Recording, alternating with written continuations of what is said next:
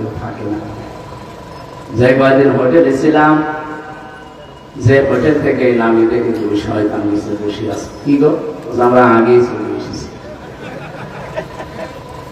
কেন আপনার বানানো বাড়ি সাহেব পাড়ে থাকবেন না? আমরা না ওখানে গেলে পিটিয়ে মেরে ফেলবে। কি করলেন আপনি?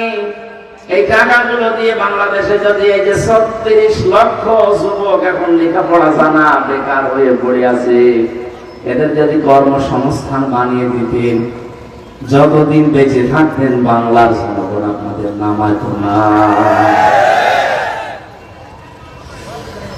প্রতি বছরে বছরে ৪২,০০০ কোটি টাকা পাচার হয়েছে এই দেশ থেকে। আপনি জীবনে গণনা করে শেষ করতে পারবেন? এক এক বছরে যদি ৪২,০০০ কোটি টাকা পাচার হয়, শুধু ইসলামী ব্যাংক থেকে ওরা টাকা পানি কাটিং করেছে ৮০,০০০ কোটি টাকা। একটা ব্যাংক নিজে বানাতে পারো না, তোমার বাবারা বানিয়েছে কায়দা করে। এগুলো সব আত্মসাৎ করলে কত মানুষের রক্ত ঝরানো, ঘাম ঝরানো টাকা ওখানে ছিল। এজন্য আমার মনে হয় বিচার আচার বাদ দিয়ে এদেশকে যারা ধ্বংসের দ্বার প্রান্তে পৌঁছিয়ে দিয়েছে, ওগুলো একেবারে বিসমিল্লাহ বলে সবাই করে যাওয়া দরকার। কারণ ওগুলো ক্যান্সার, থাকলে ক্ষতি হবে। আমরা খুব তাড়াতাড়ি আহ্বান জানাচ্ছি, শক্তভাবে সচিবালয়ের ৩ জায়গায় পরিকল্পিতভাবে আগুন লাগানো। ১৬ বছরের সব অপকর্ম নাকি পুড়িয়ে ফেলেছে। ওগুলো পুড়ে গেলে মানুষের হাতে মোবাইল নেই।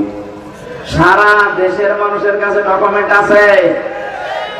সচিবালয়ের এই দুর্নীতিগুলো পুড়িয়ে ফেললে কি হবে? সারা বাংলাদেশের ১৮ কোটি মানুষ তো এখন পুড়িয়ে যায়নি। এরা সব সাক্ষী।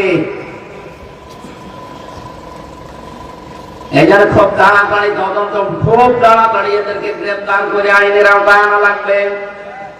যত তাড়াতাড়ি করবেন এই দেশ তত তাড়াতাড়ি ঠান্ডা হবে। কারণ বিভিন্ন ষড়যন্ত্র একটার পরে একটা ওরা ২ বোন মিলে করতে আছে।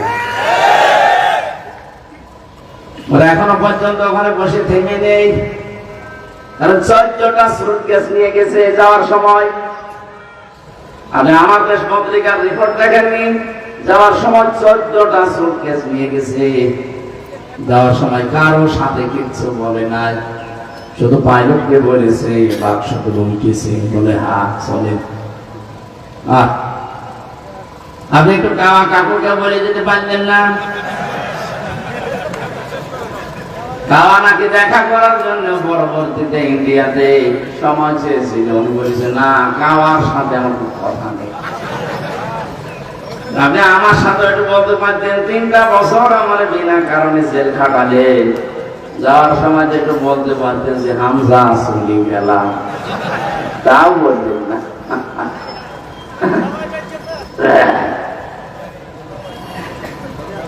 পৃথিবীর ইতিহাস আমরা দেখলে দেখি যারা পালিয়েছে এই মানুষগুলোর সম্পর্ক আগে ছিন্ন করে গেছে জাতির সাথে।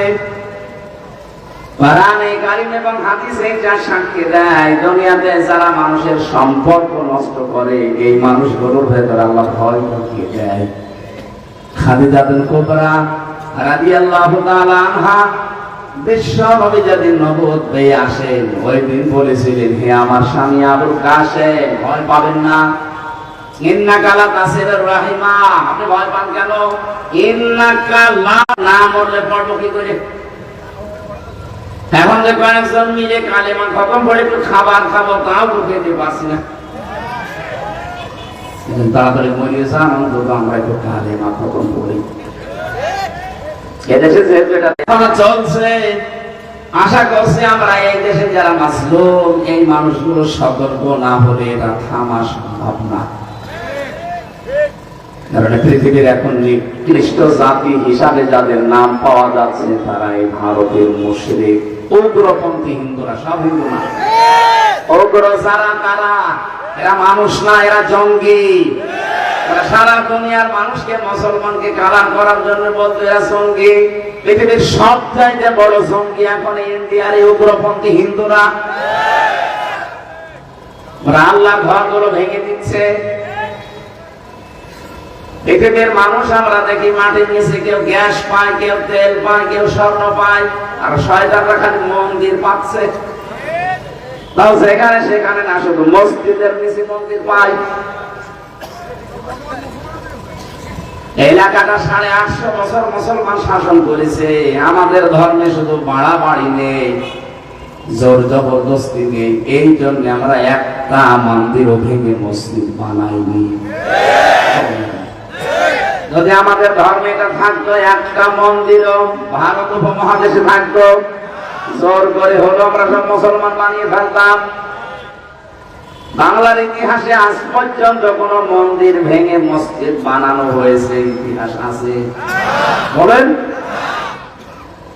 আজকে সকালে একটা মসজিদ ভেঙে ফেলেছে। আমরা যদি এখন বলি ঢাকার স্বামীবাগে ইসকন মন্দির, এটা 500 বছর আগে মসজিদ ছিল, এর নিচে মসজিদ ছিল, ভেঙে আপনারা মন্দির বানিয়েছে, কি করবেন বলেন? আমি যে বাবরি মসজিদ ভেঙে দিলে ধোয়া ধোয়া তুলে আপনার বাপ দাদা 14 পুরুষের দিকে তাকান, তারা আল্লাহর ঘর একবার ভাঙতে এসে কাসে মাকুল হয়ে গেছে। এখন বলেন না কেন? প্রতিবেশী হিসাবে সতর্ক করছে, আর যাই করেন আল্লাহর ঘরে হাত দেওয়া বন্ধ করেন। ওই আল্লাহ কিন্তু এখনো আছে, আবাবিল এখনো পাঠাতে বলেন। একবার যদি আবাবিল আসে, টুকরা টুকরা হয়ে যাবে। এমনিতে 6 টুকরা হওয়ার জন্য অনেকে ধান্দায় আছে যে আমরা আলাদা হতে চাই। আমি ভারতের বিভিন্ন যারা গণতান্ত্রিক সাংবাদিক মানব অধিকার নিয়ে কাজ করে, সবাই এখন তাকে নাক সিটকাচ্ছে, ঘৃণা করছে। এ মানুষ নামে একজন কলঙ্ক, ওর নামই কসাই, ওর আসল নামে কেউ এখন আর চেনে না বিশ্বে। আপনি ইন্টারনেটে সার্চ দিয়ে কসাই লিখবেন, সঙ্গে সঙ্গে ওর নাম চলে আসবে। গরু খাওয়ার অপরাধে আপনি মানুষ সবাই করেন, আপনাকে সবাই করা দরকার। গরু তো পৃথিবীতে আল্লাহ আমাদের জন্য হালাল করেছে, আর সেই গরুকে আপনি আন্দাজে কোনো ভিত্তি নেই, ওদের ধর্মেও কোনো ভিত্তি নেই, মা বলে ডাকে। গরুই যদি মা হয়, বাপকে কমন সেন্স নেই আপনাদের। এদের শিক্ষিত হিন্দু ছাড়া ওটা তো চা বিক্রি করে খেত, এর জন্য ওর কমন সেন্স মরে গেছে। যারা শিক্ষিত হিন্দু আমি দেখেছি, সেদিন যশোরের সরকারি কলেজের এক অধ্যাপককে ওনারা আমি বলেছিলাম, স্যার আপনি হিন্দু মানুষ, আপনাকে আমি জোর করি না ইসলাম গ্রহণ করতে, কিন্তু ধর্মীয় গ্রন্থ আমাদেরটা একটু বুঝে পড়বেন। 3 মাস পরে দেখে উনি নিজের থেকে মুসলমান হয়ে গেছে। আপনার বিবেকটা তো কাজে লাগাবেন একটু হালকা। কি শুরু করেছেন? এতদিন যাই করেছেন কিছু বলতাম না, এখন যে আল্লাহর ঘরে হাত দেওয়া আরম্ভ করলেন, তাম দুনিয়া এখন নাক সিটকাচ্ছে, ঘৃণা প্রত্যেকে থুথু নিক্ষেপ করছে যে কি আরম্ভ করেছে। সারা ভারতে এখন তোলপাড়, বিশেষ করে মুসলমানদের সাথে সম্পর্ক খারাপ করার কারণে। আপনারা এই একজন মানুষের কারণে বাংলার 18 কোটি মানুষকে শত্রু বানিয়ে ফেলেছেন। কথা বলে ঠিক কিনা? এই জন্য এগুলো বন্ধ করে। 257টা রাষ্ট্র এখন পৃথিবীর মানচিত্রে আছে। আমরা দেখতে পাচ্ছি অতি শীঘ্র আরো 6টা রাষ্ট্র বাড়তেছে। ওরা 7 সিস্টার যদি ভেঙে যায়, কয়টা রাষ্ট্র বাড়বে বলেন বলেন? এই জন্য যারা ধুতি খুলে গেছে, চিন্তা করছেন না, এখন মাপ চাচ্ছি। ওদিকে ট্রাম্প সাহেবের খ্রিস্টান ধর্মের 2টা মেয়েকে ভারতে ওরা উলঙ্গ করে হাঁটিয়েছে। ট্রাম্প পরে গেছে, যান আমি খ্রিস্টান ধর্মের একজন মানুষ, আর আমার মেয়েকে, আমার বউকে, আমার বোনকে তোরা উলঙ্গ করে রাজপথে হাঁটালি। দাঁড়া কি করে দেখ। সামনে জানুয়ারির 20 তারিখে তার শপথ ঘোষণায় দিয়েছে, ভারতের 16 লাখ নাগরিককে আমি সব দেশে পাঠিয়ে দেব। এখন তো অল্প ধুতি আছে, কয়দিন পরে ধুতিও থাকবে না। এদিকে বিশ্বের সব দেশের সাথে ওর সম্পর্ক এখন খারাপ। আফগানিস্তানের সাথে তো মিল নেই, পাকিস্তানের সাথেও নেই, মায়ানমারের সাথে নেই, মালদ্বীপের সাথে নেই, ভুটানের সাথে নেই, চীনের সাথে নেই, মায়ানমারের সাথে নেই। আমাদের সাথে ছিল কন্যার কারণে, কন্যা নেই, মিল নেই। আর আমরা এখন আরম্ভ করেছি চীন থেকে, তুরস্ক থেকে, পাকিস্তান থেকে। আপনারা এখন দেখেন আপনারা আলু, আপনার পেঁয়াজ কি করবেন? যারা উগ্রতা ছড়ায়, যারা এই মিথ্যাচার প্রপাগান্ডা ছড়িয়েছে, তাদের ঘরে বাড়িতে দিয়ে আসেন, আপনাদের পেঁয়াজ আলু আমাদের লাগবে না। ওরা পাগল হয়ে গেছে। একজনের শুনলাম নাকি গরু হারিয়েছে, গরু তো শ্বাসে দৌড়াচ্ছে। রাস্তায় ছেলের সাথে দেখা, বলছে আব্বা কোথায় যাও? বলছে ওরে ভাই গরু হারিয়েছে। কিছুই তো টের পাও না। গরু হারিয়েছে, হারাক, আপনি আমার ভাই বললেন কেন? বাড়িতে গিয়ে বলছে মা আমি মাইরে যাবো। কেন? বাবা আমার ভাই বলিস। ঠিক আছে আসো। বাড়ি আসার পরে বলছে কি গো তুমি নাকি ছেলেকে ভাই বলে ফেলেছো? ওরে মা গরু হারালে মাত্র 70-80 টাকার গরু হারিয়েছে, ছেলেকে তুমি ভাই বলো, বউকে মা বলো। এত বড় সাজানো বাগান, তোমার 5টা কুত্তা ছিল, সেটা হারিয়ে গেছে। মাথা তো ঠিক থাকার কথা না, এই জন্যই মাথা খারাপ হয়ে গেছে। আপনার মাথা যত খারাপ হবে, আমরা তত মাথার উপরে ঘি ঢালবো, কোনো অসুবিধা নেই। আর আমরা বাংলার জনগণকে সতর্ক করছি সূরা নমলের এই 20 নম্বর আয়াত দিয়ে। আল্লাহ পাক বলেন জালেমদের শিকড় পর্যন্ত আমি কেটে দিয়েছি। ফাকুতিআ দাবিরুল কওমিল্লাযিনা যালামু।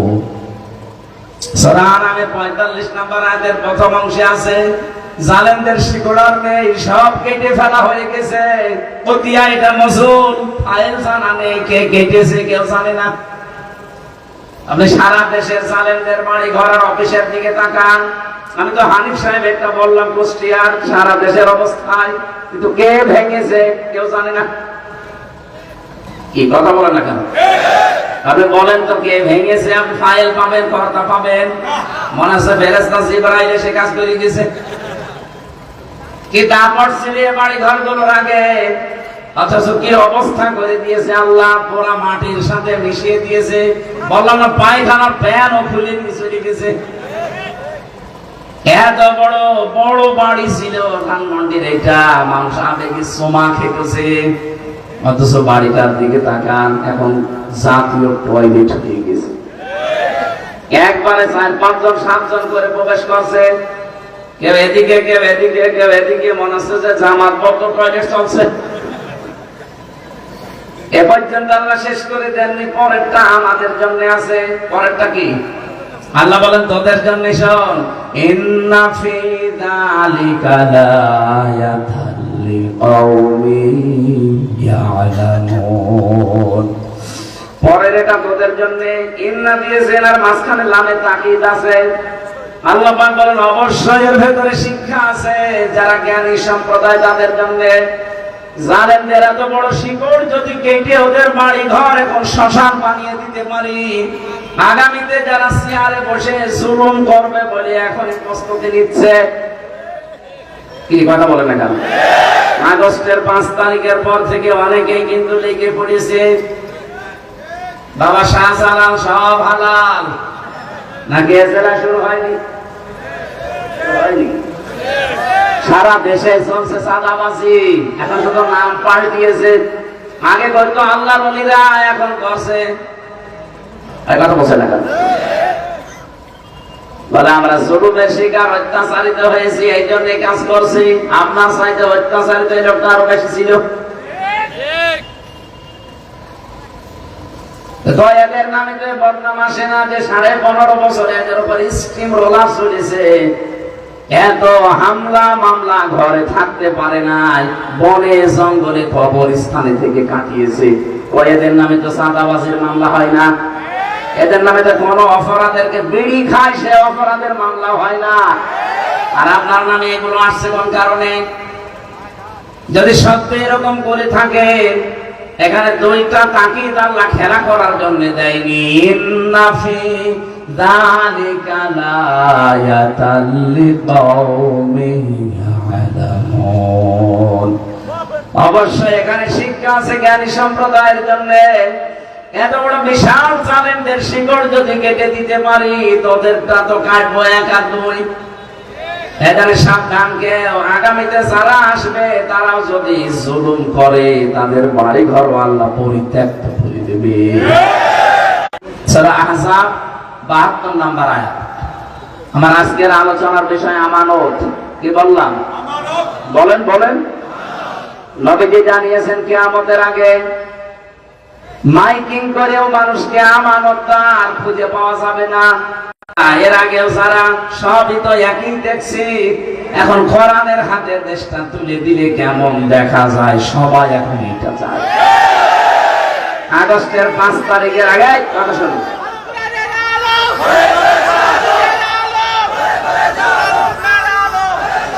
আমার ভাইরা, আন্তর্জাতিক যে রিপোর্ট গুলো বের হয় একটু মাঝে মাঝে দেখেন। 2024 আগস্টের 5 তারিখের আগের রিপোর্ট ছিল এই দেশে মাত্র 100 জনের 15 জন মানুষ চাইতো কোরআনের বিধান এই দেশে কায়েম হোক। মাত্র 15 জন। কয়জন? বলেন বলেন। আপনি যে আজকে তো 26 তারিখ 25 তারিখের রিপোর্ট বের করেন, মাত্র এই কয়েক মাসের রিপোর্ট, এই বাংলাদেশে এখন 100 জনের 58 জন মানুষ চাচ্ছে দেশে কোরআন কায়েম হোক।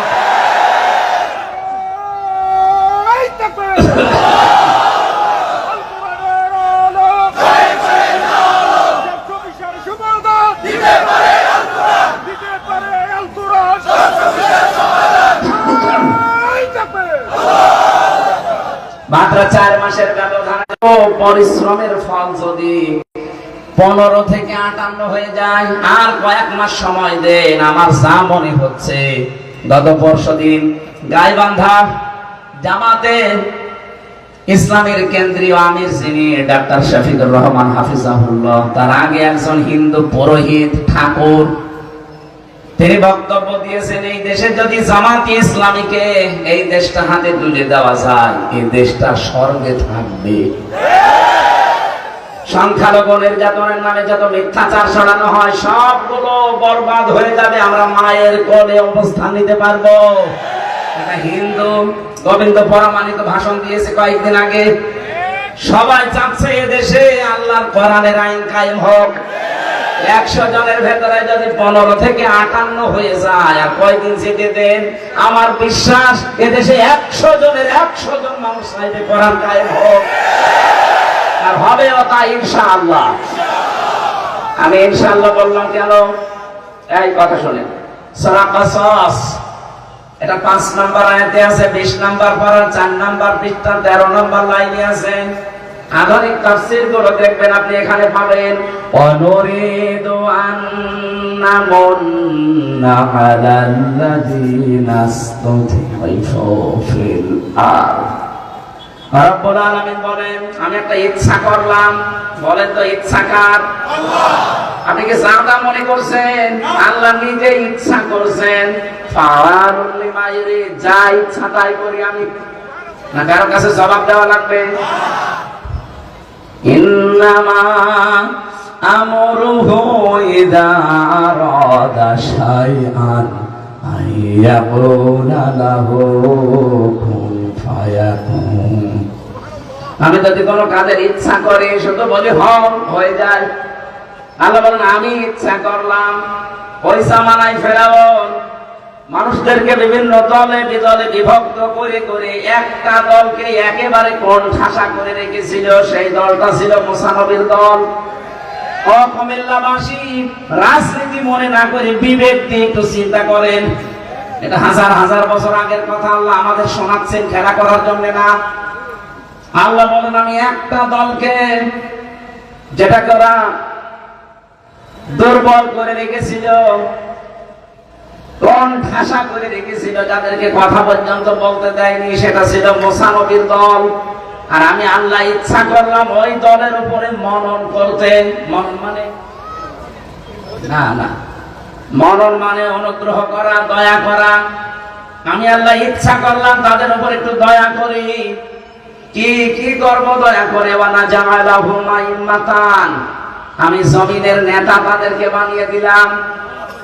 আমার তো মনে হচ্ছে ঠিক আল্লাহ ওই রাস্তায় এগিয়ে যাচ্ছে। কথা বলে না কেন? আপনি দেখেন সারা দেশের অবস্থা। আপনি তো শুধু কুমিল্লা নিয়ে আছেন, আমি 630টা থানায় কম বেশি যাচ্ছি। সারা দেশে এখন ইসলামের গণজাগরণ চলছে। প্রত্যেকটা জায়গা থেকে আল্লাহর এই কোরআনের এই আয়াতটা মনে হচ্ছে বাস্তব আমি সামনে দেখতে পাচ্ছি। আল্লাহ বলেন, আমি জমিনের শাসন ক্ষমতা ওই মানুষগুলোকে দেব বলে ওদের নেতা বানিয়ে দিচ্ছি। নেতা হওয়ার যত কোয়ালিটি যোগ্যতা সব ওদের ভেতরে আমি দিয়ে দিয়েছি। এতদিন আপনি রাষ্ট্র পরিচালনা করার ক্ষমতা পেয়েছেন কই? নেতৃত্বের গুণাবলী তো আপনার ভেতরে দেখতে পাওয়া যায় না। নেতার দায়িত্ব পেলে আপনি শুধু মালিং কাটিং করেন। নেতা ছিল না মাওলানা নিজামী, নেতা ছিল না আলী হাসান মুজাহিদ, একটা টাকা তো দুর্নীতি পাননি। তাদের বাড়ি এখনো পর্যন্ত টিনের চাল। গত বর্ষদিন ছিলাম পাবনায়, মাওলানা নিজামের বাড়ি দেখেছি, এখনো পর্যন্ত টিনের চাল দেওয়া একটা মন্ত্রী। এর চাইতে ইতিহাস আবার কি চান? ফেরেশতা নিয়ে আসা লাগবে নাকি আপনার জন্য?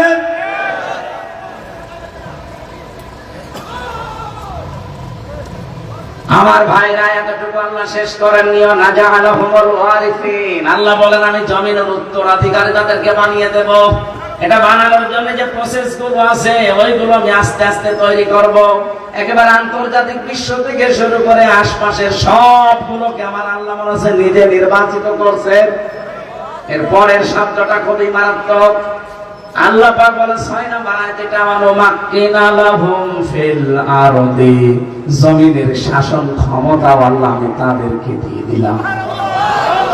কেন এটা করেছে জানো? নুরিয়া, আমি দেখাতে চাই ফেরাউনকে, হামানকে, জুনুদাহুমা, তার সৈন্যবাহিনীকে, তার দলের লোককে,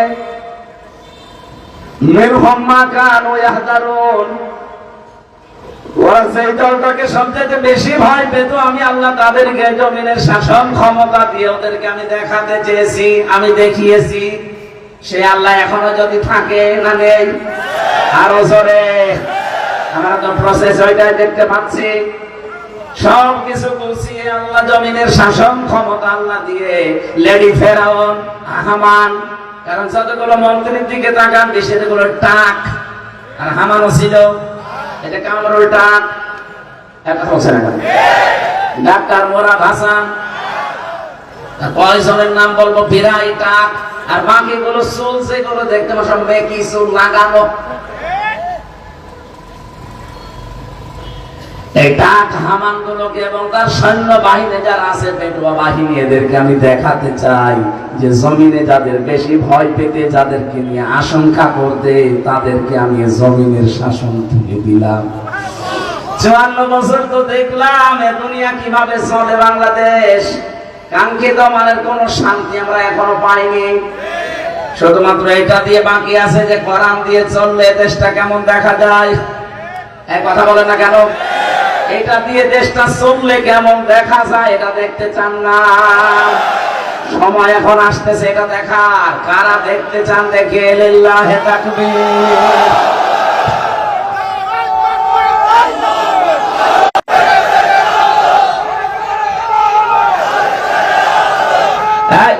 একটু বসেন। আমরা যে মানুষগুলো কোরআনের কথা বলতে আসি, আগেই কানের কাছে মুখ নিয়ে অনেকে বলে দল দলের কথা বলবেন না, অথচ তেলাওয়াত কিন্তু আয়াত। এটা কোন সূরা? আহজাব। কোন সূরা? আহজাব মানে দল সমূহ, হিজবুন মানে দল, আহজাব মানে দল সমূহ। দলের কথা যদি কোরআনে আল্লাহ আয়াত নাযিল করে দেয়, সূরার নাম দেয় দল, আমি করব কি? কারণ এই দল কইলেই তো আপনি জাহান্নামে যাবেন, জান্নাতে যাবেন। সূরা হুদ 98 নম্বর আয়াত, ভালো করে শুনুন।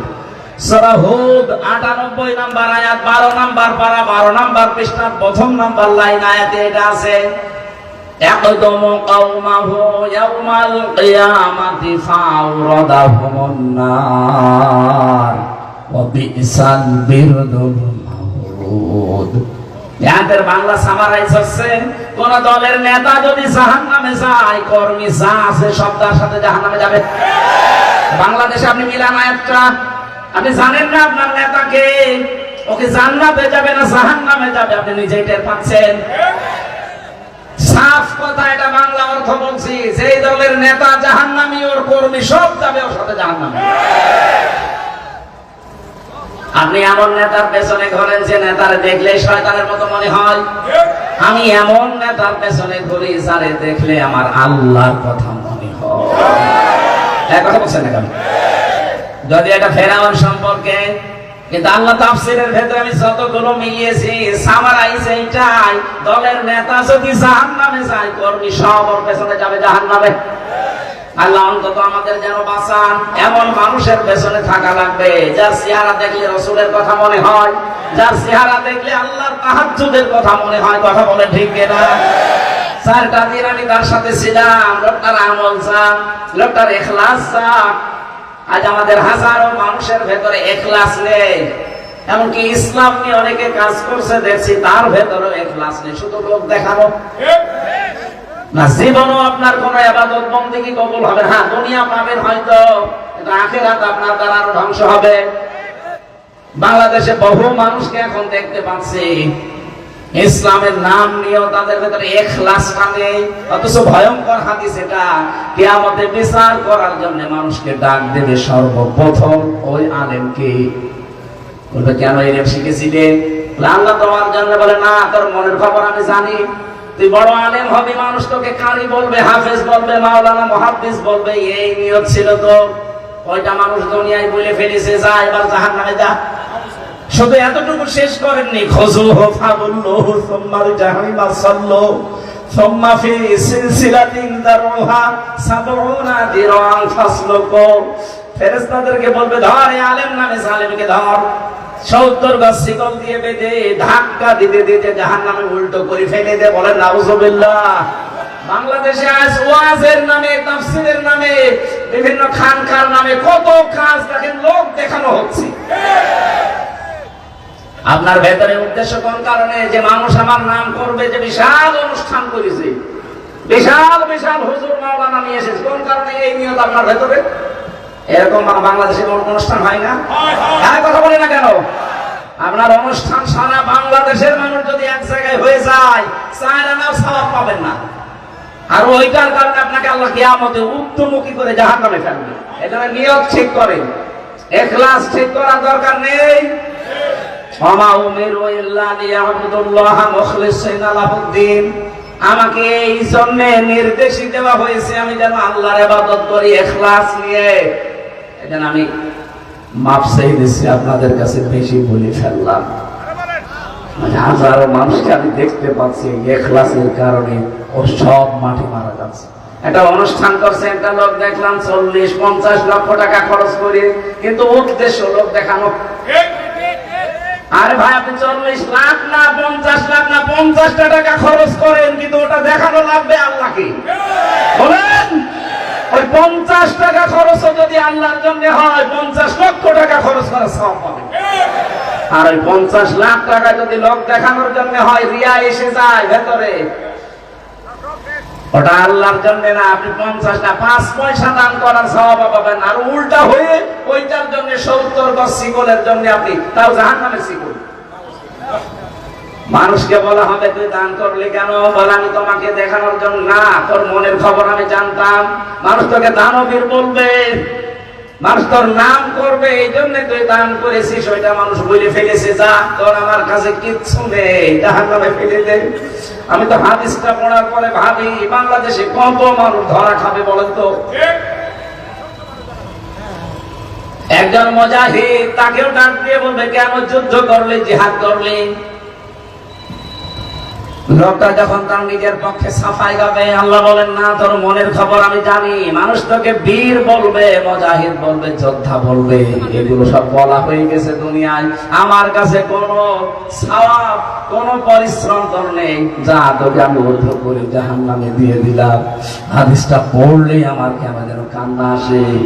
বাংলাদেশের দিকে ফিরে তাকাই, হাজারো মানুষ আমরা কিয়ামতে ধরা খাবো।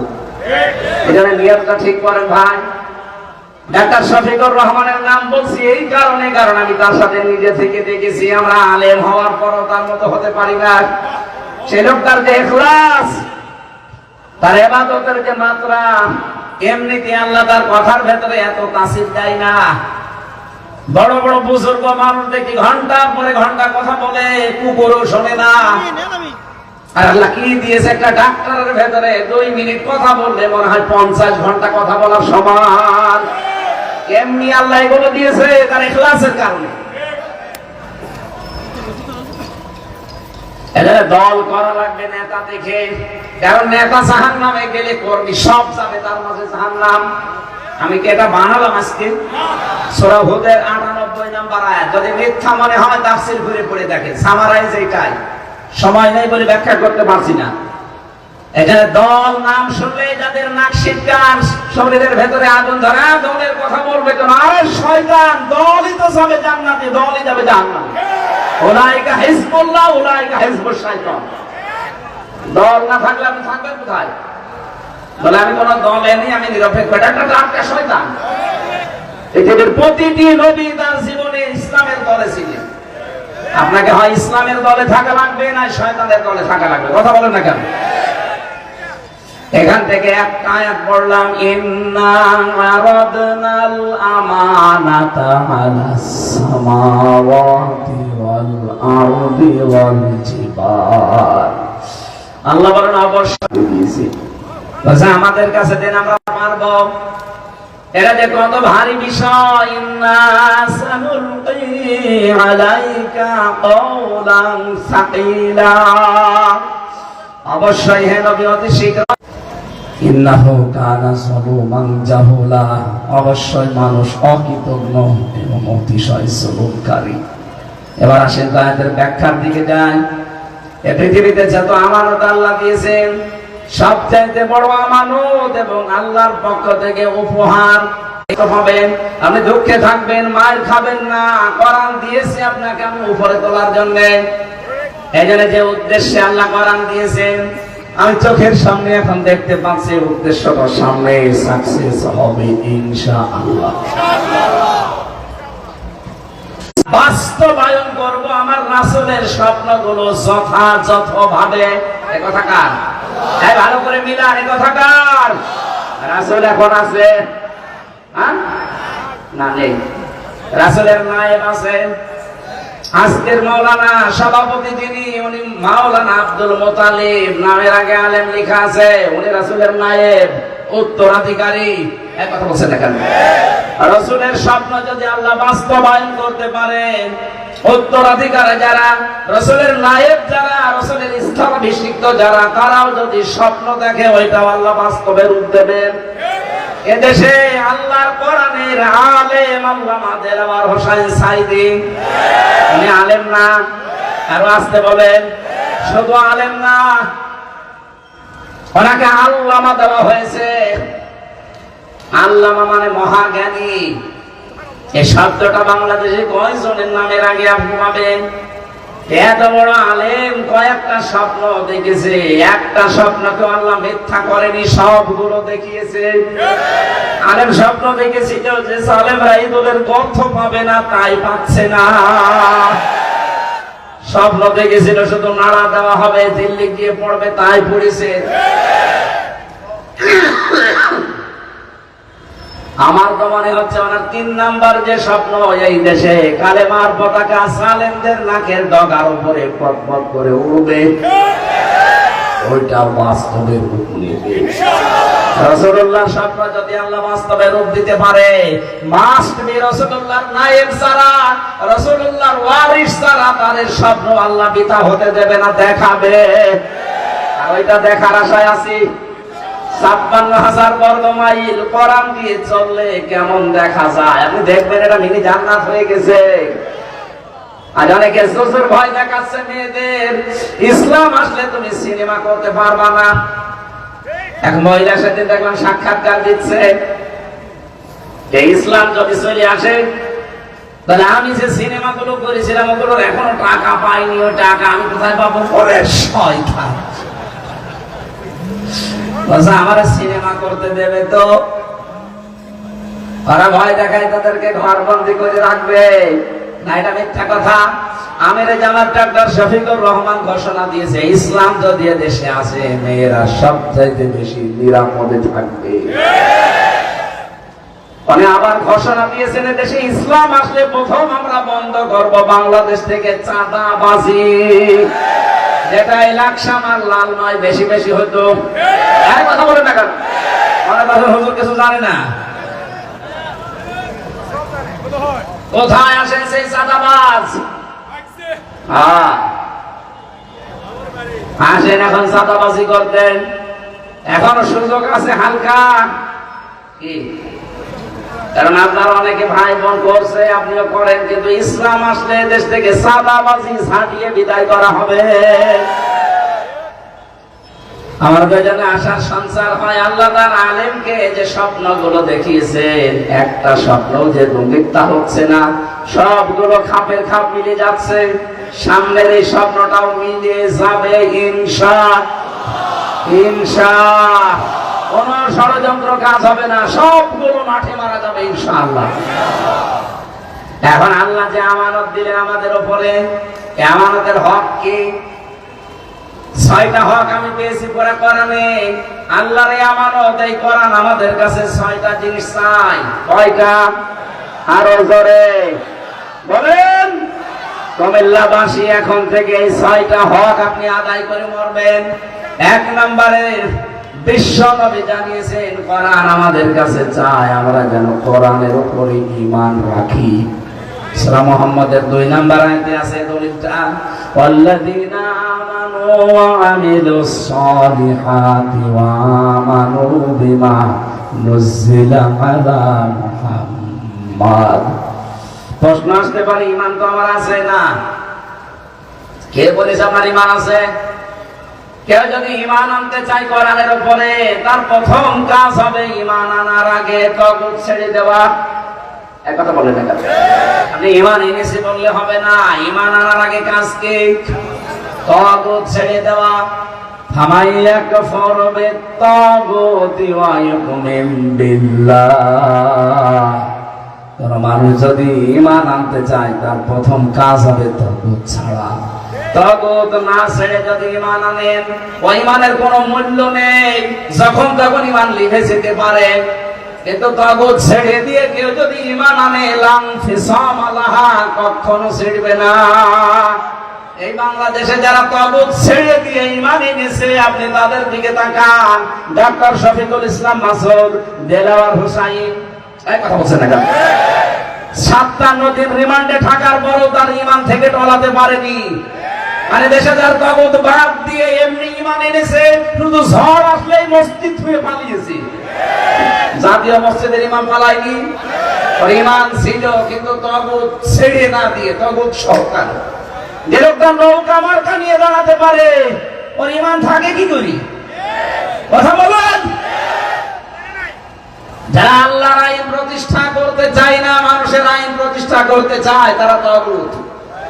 বলেন জাতীয় মসজিদের সাবেক ইমাম যেটা, আপনি উল্টা দিকে না নিয়ে নিরপেক্ষ দৃষ্টি দিয়ে বলেন, সে লোকটা নৌকা মার্কা নিয়ে দাঁড়াতে চেয়েছে, ও আল্লাহর আইন কায়েম করার জন্য না মানুষের আইন। বলেন আপনি তাগুত না ছেড়ে তো আপনার ঈমান আনাই হয়নি, তাহলে আপনার পেছনে আমার মনে হয় কারণ নামাজ হয়। কারণ ঈমান যদি, ইমামের যদি ঈমান না থাকে, ঈমান ছিল না, এই জন্যই তো জাতীয় মসজিদের ইমাম হওয়ার পরও পালিয়েছি। জোর করে এসেছিল, কিছুদিন পরে আবার ফিরিয়ে নেওয়ার জন্য ইমামতি জুতা দিয়ে পিটিয়েছে। পরের দিন আবার স্ট্যাটাস দিয়েছে ফেসবুকে যে জনগণ জুতা মেরেছে, কিন্তু আমার গায়ে লাগেনি। আরে শয়তান!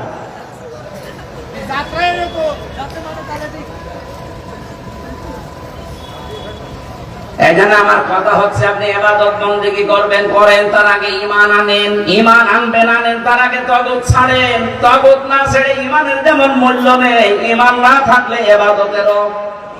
কথা বলেন না কেন? তাহলে আমার প্রথম দায়িত্ব হচ্ছে কোরআনের উপরে আমার ঈমান আনা। ঈমানের আগে কি করা লাগবে? আরো জোরে। তাগুতের প্রথম অর্থ বললাম মানুষের তৈরি করা আইন। বাংলাদেশে যারা মানুষের তৈরি করা আইন কায়েম করতে চান, আপনি নামাজ পড়তে পারেন, রোজা রাখতে পারেন, হজ করতে পারেন, আপনার ঈমান নেই, আপনি বেঈমান। বলেন তো এদেশে আছে না? ও বলে না আমি লালমাই মসজিদের সভাপতি। আরে বেটা, তোর লালমাই কে চেনে? আবু জেহেল ছিল কাবা শরীফের সভাপতি। আবু জেহেলের জাতীয় পোশাক ছিল জুব্বা, ওর মাথায় থাকতো পাগড়ি, ওর চুল ছিল পাপড়ি। এই যে রবীন্দ্রনাথ ঠাকুরকে দেখেন না, চুল ও পাপড়ি, মাথায় বিশাল পাগড়ি লাগানো, দাড়ি দেখেছেন কত বড়, গায়ে জুব্বা। হ্যাঁ, একটু বড় ছিল গোপটা শুধু। মুশরিক যারা তাদের গোপ বড় হয়, দাড়িও বড় হয়। আমরা দেখি এই দেশে অনেক মুসলমান ও মুশরিকের বেশ ধরে, দাড়ি আর গোপ মনে হয় যে হাসি না কাঁদে বোঝা যায় না। আমি মেন কথা বলছিলাম, কোরআন আমাদের কাছে চাই আমরা যেন তাকে বিশ্বাস করি। 2 নম্বর এটা যেন আমরা পড়ি, সূরা কিয়ামতের 12 নম্বর 18 নম্বর আয়াতে আছে। 3 নম্বরে কোরআনে কারীমকে আমরা শুধু পড়লেই হবে না, এটা বুঝতে হবে। 4 নম্বর হক হচ্ছে বুঝতে হবে না, মানতে হবে। 5 নম্বর হক মানলে হবে না, এটা মানুষকে মানাতে হবে। আর আমরা সেটা চাচ্ছি। আমি শুধু নিজে মানবো তা না, আমি চাই যে মানুষ যেন মানতে পারে, সেই পরিবেশ দরকার না? এই জন্য হাদিস পড়েছিলাম, মান করাল কোরআনা, যে ব্যক্তি কোরআন পড়ে, ফাহাল ফাস্তাসাহারাহু, আর কোরআনকে ইজহার করার চেষ্টা করে। ইজহার মানে বিজয়ী করা, ইজহার মানে বিজয়ী করা। যারা কোরআনকে বিজয়ী করার জন্য চেষ্টা চালাবে, ফাহাল্লা হালালাহু ওয়া হারামা হারামাহু, এর হালালকে হালাল, হারামকে হারাম জানার পরে ছেড়ে দেবে। আদখালাহুল্লাহুল জান্নাহ, নবীজি বলেন তাকে আল্লাহ জান্নাতে দিয়ে দিয়েছে। দেবে না, আদখালা ইয়াদখুলু, এটা মাসি, তাকে আল্লাহ জান্নাত দিয়ে দিয়েছে। সুতরাং আমাদের উচিত হবে, আমরা যদি সত্যি একটা মিনি জান্নাতে বসবাস করতে চাই, এদেশে কোরআনে কারীমের আইন কায়েম বাদ দিয়ে কোনো কাজ করা যায় না। কথা বলেন। আপনি ফাস্তাজাহার ব্যাখ্যা দেখেন, শুধু এজহার মানে প্রকাশ করা না, এজহার মানে দাঁড় করানো না, এজহার মানে বিজয়ী করা। কোরআন এতদিন বিজয়ী ছিল না, এজন্য হালালকে হালাল জানার পরও আমরা মানতে পারি না, হারামকে হারাম জানার পরও ছেড়ে দিতে পারি না। এখন সুযোগ আসতেছে, কোরআন বিজয়ী করি আমরা, হালালকে হালাল, হারামকে হারাম মেনে এই দেশের মানুষকে দেখাতে চাই। কথা বলে না কেন? আল্লাহর নবী শেষ করেননি, পরের কথা, ওয়াসাফাহু ফি আশারাতিন মিন আহলি বাইতিহি কুল্লুহুম ক্বাদ ওয়াজাবাত লাহুন নার। কিয়ামতের ময়দানে এই কোরআন আলা মানুষকে আল্লাহ সুপারিশ করার ক্ষমতা দেবেন। শুধু হাফেজ হলেই না, শুধু আলেম হলেই না, কোরআনের উপরে যারা আমল করবে, কিয়ামতে এই মানুষগুলো প্রত্যেকটি মানুষ 10 জন মানুষ করে জান্নাতে নিয়ে যেতে পারবে। এজন্য আমরা এর সাথে সম্পর্ক করি, এটা আমানত আল্লাহর। পাহাড় নাই নাই, জমিন নাই নাই, আসমান নাই নাই, আশা করে আমরা যেহেতু নিয়েছি, এর হক আদায় করা লাগবে না? 6 নম্বর হক হচ্ছে এটা বাস্তবে যেন আমরা দেখে যেতে পারি। হয়তো এটা হবে কিনা জানি না, কিন্তু প্রথম 5টা তো পারি। আল্লাহ আমাদেরকে আয়াতটা মেনে চলার তৌফিক দেন, বলেন আমিন। জেলখানায় লিখে 8টা বই লিখেছিলাম, তার ভেতরে একটা আছে সৃষ্টি জগৎ নিয়ে লেখা। ও যে সামনে গাড়ি মনে হয়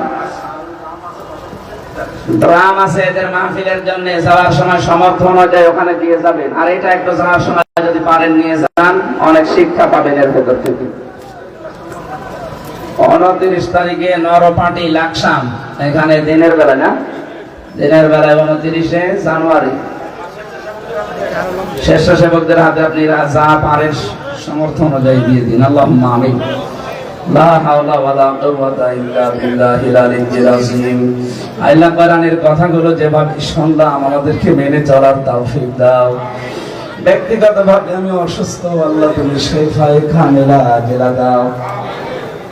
এই মাহফিল করার জন্য যারা শ্রম দিয়েছে, যে যেভাবে এগিয়েছে, আল্লাহ তোমার রহমত ওই দিকে এগিয়ে দাও।